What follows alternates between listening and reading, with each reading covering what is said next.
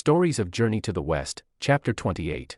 Today, we're zoning in on a really powerful moment for, well, an absolute icon, Sun Wukong, the Monkey King. From Journey to the West, of course. Exactly. Of his return to Flower Fruit Mountain, after he's banished by Tang Senzang. And he's traveling back. First, he sees the Eastern Sea, and the language is just misty waves stretching endlessly. Yeah, it really gives you that sense of time past the distance. It does, but then bang, he gets to Flower Fruit Mountain, and the contrast is brutal. No flowers, no grass, the mists are gone. Peaks crumbled, forests scorched. It's total devastation. And we know why, right? It's the aftermath of his big rebellion against heaven. Erlang Shen and his crew came down hard.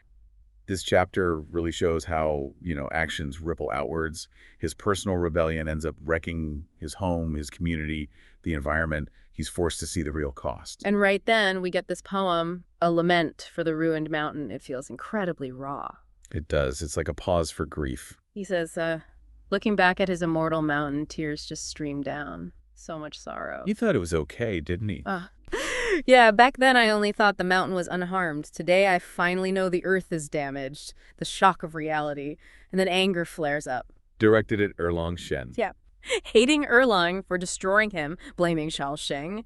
And then this bit, accusing them of digging up ancestral graves. Which the text actually implies isn't true. But it shows his state of mind, right? The depth of his hurt and anger. Yeah. This violation. And the poem itself, it's almost like an inventory of loss. It doesn't just say, it's ruined. No, it gets specific. Stone burnt to dust, sand turned to mud. It's methodical. It really paints a picture of ecological collapse. Totally. It even goes into, the ecosystem being broken. Ilyu, no mulberry trees, so no silkworms. Sijir, not enough willows or bamboo for birds to even nest. Just when it feels totally desolate, a sound. From the grass slope. Yeah. And out come these few, maybe 7 or 8, small monkeys, really cautiously. Wow. Survivors. And their first words. Oh, what gets you? Oh. Grandpa Monkey, you've come home today, just like that. That simple question holds so much, doesn't it? Relief, maybe hope, years of waiting. Monkey's surprised, asks why they aren't, playing around like usual, and their answer just opens up this whole other layer of suffering. What do they say? They say, basically, ever since he was captured and taken to heaven, life has been unbearable because of hunters. The misery was hard to endure. Oh, the hunters. Yeah. Bows, eagles, dogs, nets, snares, just relentless pressure. And they describe just trying to survive, or, stealing bits of grass to eat, drinking from streams when thirsty, desperate. You're struggling day to day. And the numbers, this is staggering. He asks about the others. They tell him they used to be 47,000 strong. 47,000? Only about 1,000 left. Oh my God. Where did they all go? Well, first, many died in the fires Erlang Shen set. Then, with no food or shelter, more died or just scattered. A cascade of disasters. And then, just in the last 2 years, the hunters have apparently taken half of the remaining monkeys. Half.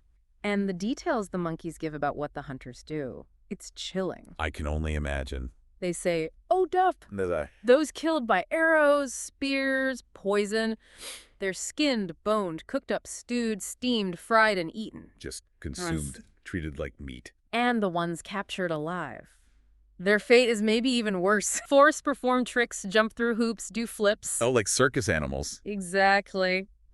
Paraded in the streets with gongs and drums, completely degraded for human amusement. Wow. Yeah, it's moved from environmental ruin to, a humanitarian crisis for his troop. The pain becomes incredibly personal and immediate. It adds such a powerful, emotional weight to his return. He's not just sad about the rocks and trees anymore. He's confronted with the brutal suffering of his family, essentially. And amid all this, they mention who's still sort of in charge. Still marshals, Sarah Tu and Liu, and the 2 generals, Ben and Ba. Some leadership structure remains. Yeah, and the little monkeys immediately run off to tell them the king is back. Ma, Liu, Ben, and Ba. And they are just stunned. I bet. Last they knew, he's off on this huge sacred quest to the west. Exactly. So their first question is basically, whoa, great sage, why aren't you heading west? What are you doing back here? Yeah. It just shows how shocked they are. So how does he explain it? I imagine he's not too happy. Oh, he doesn't hold back at all. He lays it out there, says the Tang monk, his master, cannot distinguish good from bad. Oh, Yeah. He says the monk kept blaming him for killing demons. the very things he was supposed to be fighting. Precisely. The threats he was protecting him from. And then the final insult, this formal letter, it's called, basically dismissal. Banish. You're fired. Wow, you can just feel the anger, the injustice he must feel, punished for doing his job. Totally. But his monkeys, their reaction is, well, it's pure joy. Really, they're happy he's back. Oh, yeah. They're like, great. Forget that, monk. Come back. Stay with us. Let's have fun for a few years. A proper welcome home party. They even order coconut wine straight away. Wow. But Sun Wukong, his mind's already elsewhere. Okay. Not ready to relax just yet. Not even close. Despite this warm welcome, this chance to just, chill. Yeah. His first thought is security. Practical. Very. He cuts right through the celebration noise and asks, those hunters, when were they last on the mountain? General Ma tells him, oh, they're a daily nuisance. A constant problem while he was gone. So Wukong asks. He asks, well, why aren't they here today then? And Ma just says, oh, they'll be here soon enough. Okay, so the tension ramps up immediately. He's barely through the door. And he's already preparing for a fight.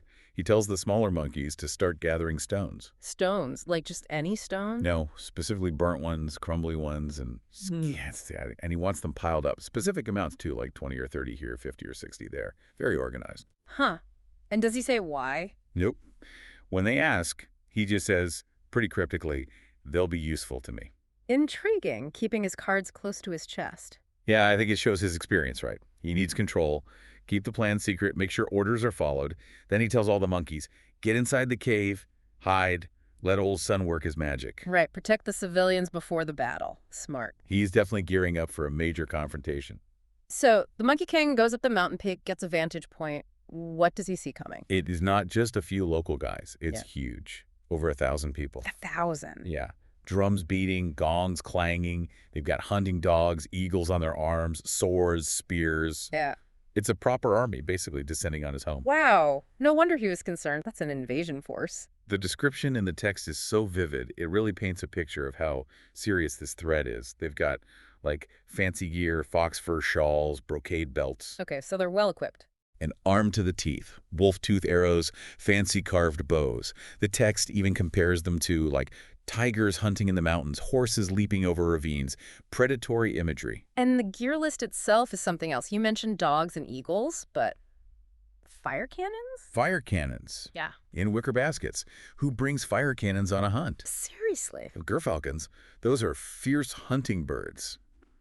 Hundreds of sticky poles, presumably for catching birds, thousands of rabbit forks, these big ox-head blocking nets. Sounds intense. And something called, get this, King Yama's knot rope. Yeah. Yama's the king of hell. Right, so that sounds pretty ominous. Definitely not your average hunting party. They mean business, and they're noisy. Yeah. Shouting, hollering, spreading out everywhere. Like scattered stars, the text says. Probably trying to flush animals out, but it's also just loud, aggressive. A clear statement of intent. This must be it for the Monkey King, the final straw. You can imagine. Seeing this horde swarming his home, his territory.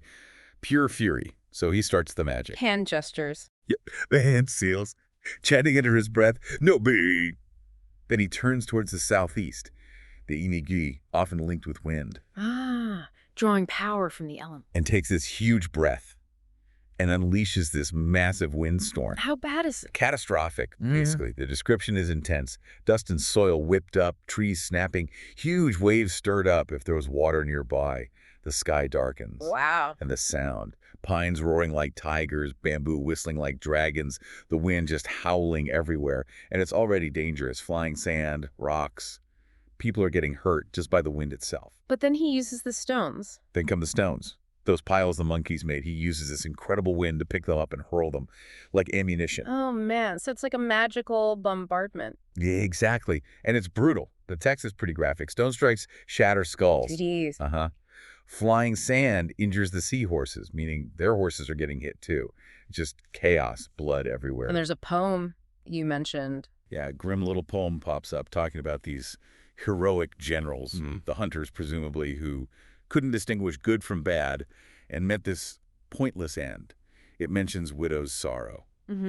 It's harsh. So from the Monkey King's view, they were invaders who didn't respect his place, and they got what they deserved. That seems to be the perspective, yeah. They failed to recognize his authority, the sanctity of his mountain. The poem underlines the finality of his counterattack. Okay, so the wind dies down, the attack is over. What's the Monkey King's reaction? He comes down, and he's actually laughing triumphantly. After all that. Yeah. And this is where it gets really, really interesting psychologically. He starts thinking about the Tang monks' teachings, almost mocking them. How so? He says something like, 1,000 days of good deeds aren't enough, but 1 day of evil, oh, that has more than enough impact. But all the good I did for the monk, that got me nowhere. In fact, it got me fired. Practical mode kicks back in. He tells the monkeys, okay, strip the clothes off the dead hunters. For warmth. For warmth. Oh.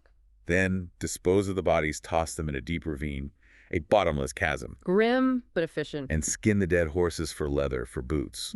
Salt the meat. Gather up all the weapons, bows, arrows, spears. For their own use. Training. Exactly. Yeah. And collect all the flags the hunters brought. This is the big symbolic moment. He takes all those captured flags, rips them up. And sews them all together into one massive patchwork, multicolored banner. Okay. And what does he write on it? He writes his new, or rather reclaimed, statement of purpose. Renovating Flower Fruit Mountain, reestablishing the Water Curtain Cave, great sage equaling heaven. He's planting that flag, literally and figuratively. No more disciple role. He's the king again. Absolutely. It's unmistakable. He's not just back home. He's fully reclaiming who he was before the journey. And he gets straight to work rebuilding. Immediately. Starts attracting his old followers back, demons, beasts, the whole supernatural crew, stocking up the larders. And significantly, the text notes, he doesn't mention the monk at all. Like that whole part of his life is just deleted. Wiped clean. His focus is entirely on Flower Fruit Mountain now. He even goes to the Dragon Kings, the ones who rule the seas, and asks them for sweet rain, magical water, basically to make the mountain flourish again. He plants all sorts of trees. Elm, willow, pine, bamboo, fruit trees like peach and plum. So a total restoration project, bringing life back. Complete revitalization. The aim is to return to how things were prosperous, independent, carefree.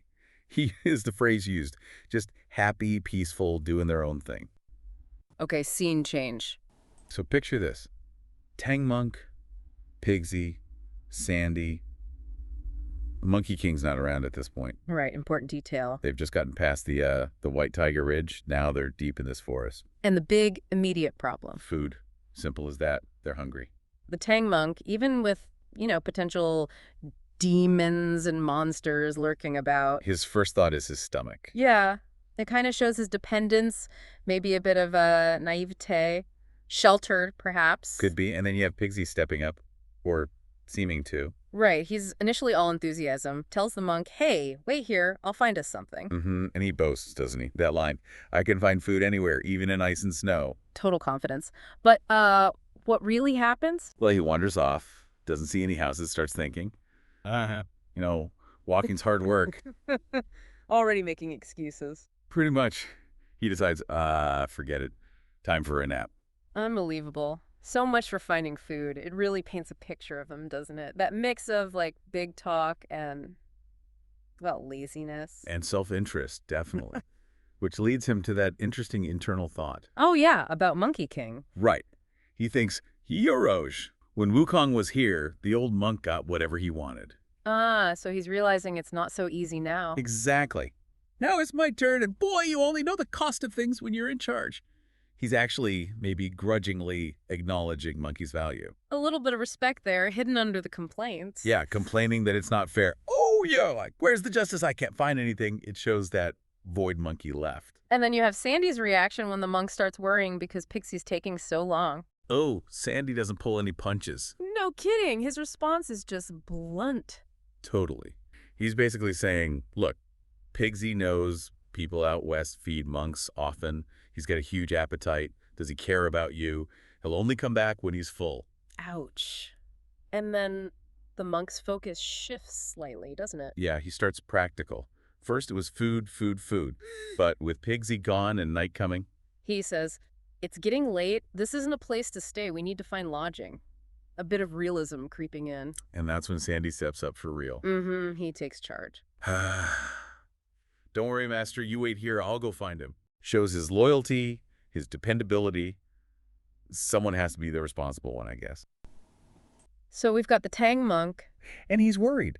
His disciples, Pigsy and Sandy, they've gone off to find food, and he's just restless. It's understandable. So he figures maybe a little walk will help clear his head, maybe spot his disciples. He gathers his few things, ties up his horse. And just heads into the woods.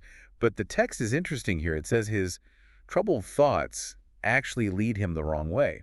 Ah, so it's like his inner state affects his outer journey. Exactly. Yeah. He should be heading west, where Pigsy and Sandy likely went. But he ends up wandering south instead. Lost in thought, lost in the woods. And then just as the light's fading, he sees something. Yeah, suddenly this shining pagoda, golden top, catching the last bit of sun, it just appears through the trees. Now, for the monk, this is huge, right? His whole pilgrimage is about piety, respecting sacred sites. Absolutely. He has this vow, you see, to stop and pay respects at every temple, every pagoda he finds. Burn incense, pray. It's fundamental to him. So seeing this pagoda, his first thought isn't, weird place for a pagoda. Monastery, a place of safety of fellow Buddhists. He just assumes. And he doesn't even worry about leaving his horse, his luggage. Nope. Just leaves it tied up, thinks, what could happen out here? It seems deserted. It's that faith, maybe mixed with a bit of, wishful thinking, perhaps. It's understandable, but you just get this feeling, this beautiful thing appearing in these dark woods. It feels a little too convenient, maybe. A little bit like a lure. The text definitely hints that this isn't the sanctuary he thinks it is. So he gets closer. What's the actual area around this pagoda like? Is it peaceful? Well, that's the thing. It's bizarre. It's beautiful in a way, but also really unsettling. You've got these massive cliffs, huge mountains stretching out. But the plants are thick, tangled, almost overgrown. And the flowers have these strange, unnatural colors. There are weird details, like rootless clouds reflected in water, fallen trees used as bridges. That sounds precarious. It does. And even the moss glows, like phosphorescent moss. It's this mix of, striking visuals, but with this undercurrent of danger. Like nature itself is a bit corrupted there. And it's not just plants, right? There are animals. Yeah, animals too. But they're moving in and out of a cave entrance in orderly rows, which is odd, not natural. Suggests some kind of control. Exactly. The narrator actually calls it an evil den, an evil place, straight out. Despite how, superficially inviting some of the flowers might look. It's a warning sign. A warning the monk completely misses, driven by his duty. He just keeps going, reaches the pagoda door, parts this simple bamboo curtain, expecting, monks, I suppose. And instead, bang, he's face to face with this huge, monstrous demon just crashed out of sleep on a stone bed. Total shock. oh wow. And the description, I remember being pretty intense. It really is. Designed to be jarring. It gives you this indigo face, like deep blue purple, white tusks sticking out, a massive mouth. Not exactly welcoming. Not at all. Wild hair at the temples, dyed bright red like rouge. Yeah. And this sparse purple beard compared to lychee sprouts. Such a strange detail. Yeah, that's oddly specific. What else? A parrot-like nose, eyes like morning stars, probably not twinkling in a friendly way. Right. And these huge fists like the size of monks' alms bowls. And his feet are blue and gnarled. Just a terrifying figure. And his clothes. Is he dressed like a typical demon? Sort of. He's got this pale yellow robe on, just kind of thrown over him. But the text says it's more striking than a proper religious robe, a brocade cassock. And he's got a big gleaming knife right next to him. His pillow is just a smooth stone. It's the mix of monstrous and mundane that's creepy. Sleeping, having a pillow. But it's him. Exactly. And he's not just some random monster. The text mentions he commands other, lesser demons. He's got power. Right, he's a boss demon. Yeah. And he has these almost supernatural powers, like traveling huge distances instantly. And get this, the description even mentions immortals and Taoists farming jade and making elixirs within his domain. Wait, really? Immortals in a demon's lair. It suggests this really weird, twisted hierarchy. It's not just a simple evil place. It's complex, maybe even a perversion of a divine realm. He's even compared to an ox-headed devil, a real figure of dread. Okay, so the monk sees all this. Understandably, he panics. Oh, completely. Pure terror. The text says he stumbles back, his body goes numb, legs turn to jelly, just pure instinct. Run. But demons in these stories, they tend to have sharp senses, don't they? This one certainly does, even asleep. His spiritual awareness is incredibly strong. He senses the monk immediately. His eyes just snap open, golden demon eyes, the text calls them. And he instantly barks an order to his minions, go see who's there. And the report back isn't exactly subtle, is it? No, a little demon peeks out and gets all excited. Describes the monk as like plump, round-faced with tender skin and delicate flesh, calls him a fine monk. Which, coming from a demon, Which looks delicious. yeah, it's sinister praise. And the big demon's reaction, he buys it. Totally. He laughs out loud, basically says, perfect, lunch just flew into my mouth.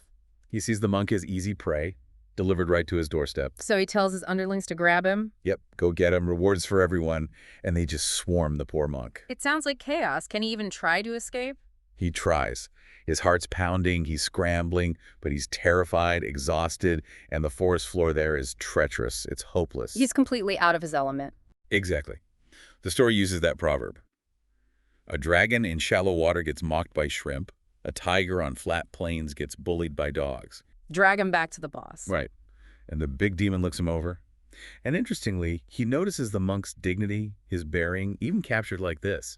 He thinks, huh, this guy looks important, maybe someone from the heavens. A brief moment of hope. Maybe he won't eat him. It's a fleeting thought for the demon, based on appearance. But it doesn't last.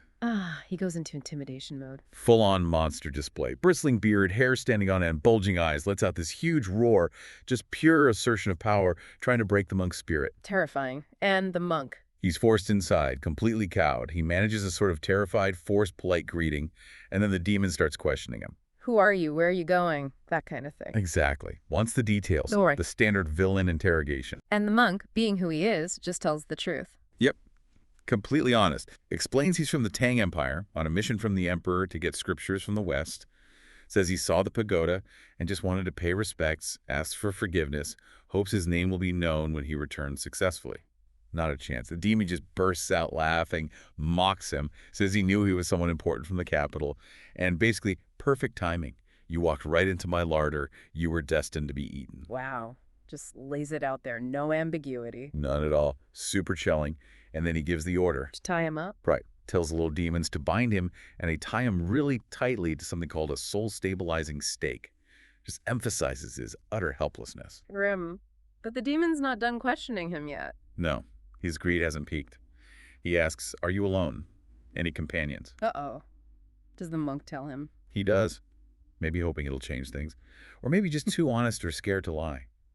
He says yes, he has 2 disciples, Pigsy and Sandy, and they're out baking for food right now. Does he say where the horse and luggage are, too? Yeah, he mentions they're back in the woods where he left them. Spills all the beans. Oh, Sanzang. And the demon must be thrilled. Absolutely ecstatic. Rubs his hands together, basically. Wonderful luck. 2 more, plus the horse. That makes 4. Enough for a really good meal. He wants the whole party. So does he send his minions out hunting immediately? You'd think so, right? Yeah. But no. He actually makes a surprisingly smart strategic move. Really? What does he do? He tells them to bolt the main gate securely. Shut everything up tight. Why? His thinking is, the disciples will come back, find the monk gone, track him here eventually. Why go hunting when the prey will come right to your door? He even uses a proverb, business that comes to your door is easy to do. Wow. That's disturbingly practical. Cunning, even. It really is. So he decides to just wait. Let Pigsy and Sandy walk right into the trap. So that's where we leave the monk, tied to a stake, knowing his disciples are heading straight for this demon who's planning to eat them all. That's the cliffhanger. Okay, scene change. His disciples, Shasang and Zubaji, they were off doing something else, and now, boom, Master's gone. And what hits you straight away is how differently they react. I mean, really different. Oh, totally. Sha Seng is just like, he goes looking for Zubaji and finds him, not getting food like he was supposed to, but fast asleep, mumbling nonsense. It really sets them up, doesn't it? Shasang's like, hey, Master sent you for food, you're sleeping. And Baji, he just wakes up all groggy. Brother, what time is it? Like, and then when the reality hits, Master's missing their reactions just drive that home. Sha Seng immediately thinks, oh no, a demon got him, and maybe blames Baji a little for slacking off. But Zubaji, he paints this picture of the Master just, wandering off, maybe found a nice village. He even imagines this treasure pagoda, shining light, thinking about a meal. Shasang, though, he's grounded. He knows demons are around every corner. That contrast is really key here. But Sha Seng's caution wins out, thankfully. He insists they check out that light Baji saw. And what they find, it totally bursts Baji's bubble. No nice temple. Just this closed gate and the stone tablet. It says, Bowl Mountain, Wave Moon Cave. Ominous, right? Very ominous. That's the moment things get real. Shasang gets it immediately. Brother, this isn't good. It's a demon's cave. Wave Moon Cave sounds kind of poetic, but that just makes the reality a demon's lair on Bull Mountain even more sinister. And the gate being shut tight confirms it. Yeah, you can almost feel Sha Seng thinking, okay, this is bad. Master's probably in there. But Zubaji, his reaction is so Baji. He seems more annoyed the door's locked than actually scared. He just starts hammering on it, yelling, open up, open up! Classic Baji. Acts first, thinks later, just demands entry. Which, of course, immediately tells whoever's inside that they've got company. So much for surprise. And the reaction from inside is interesting. This little demon gets all flustered by the noise. His description of them is great, too. The long-mouthed, big-eared monk and the inauspicious-looking one. Classic. He runs to tell his king. Now, the old demon, the king, his reaction is weirdly pleased. Like, they actually found me. How'd they find my door? That's pretty much the quote, right? It's intriguing, isn't it? That mix of surprise and delight. But then he immediately calls for his armor and weapon. So whatever his initial reaction, he's not messing around. He's getting ready. And then he comes out, and wow, the description they give us, it's something else. We're talking like blue face, red beard, hair like fire, golden armor, specific details about the belt, the sash, a girdle, and a sash. And his hands holding this knife, the soul-reaping knife, his hands are described as blue and tough-looking, seriously imposing. Oh yeah, every detail just screams power and danger. Fiery hair, soul-reaping knife. It builds this really menacing image. And get his title. The Yellow-Robed Demon. Definitely. And he doesn't waste time. Straight up asks, who are you? Why are you making noise at my door? And Baji's response, oh man. He claims to be the demon's father, demands Tang Sanzang back, threatens him with the rake. But yeah, threatening him with the rake, that's Baji saying, okay, let's go. Okay, but here's where it gets wild. The yellow-robed demon plays along, mockingly says, oh yeah, I got him, fed him human meat buns, want some. And Zubaji, for a second, seems to actually fall for it. He's ready to believe it. Shai Seng has to jump in, like, brother, seriously, he's messing with you. Since when do you eat human meat? Baji realizes he's been played, no more talk, pulls out that nine-toothed rake, and just goes for the demon. And the fight is on end. Yeah, it kicks off immediately. The demon parries with his own weapon, his steel dao. Skillful defense. And then, interestingly, they take the fight up into the air, into the clouds. And Sha Seng sees how serious it is. He makes that call, drops the luggage, leaves the horse, and joins in with his own staff. Total loyalty. Right, dropping the baggage shows you everything else is secondary now. It's all about the master. And the description of that three-way fight, it's incredible. Staff rises, sword meets it, rake comes, knife parries. It talks about the demon showing his power, the monks revealing their divine nature. The rake is heroic, the staff is fierce. Just amazing imagery. It really is. You get the sense of chaos, power clashing, swirling clouds, the ground shaking. And you know why they're fighting. The demon's defending his prize, his turf, the monks. Pure loyalty, fighting for their master. But even after, dozens of rounds, the text says, no one's winning. It's just this brutal, evenly matched stalemate, life and death stuff. That stalemate really tells you how tough this yellow-robed demon is. He's not just some random monster they can easily beat. He's a serious problem. Which leaves Tang Sanzang still stuck in that cave, in terrible danger. The stakes just got much, much higher.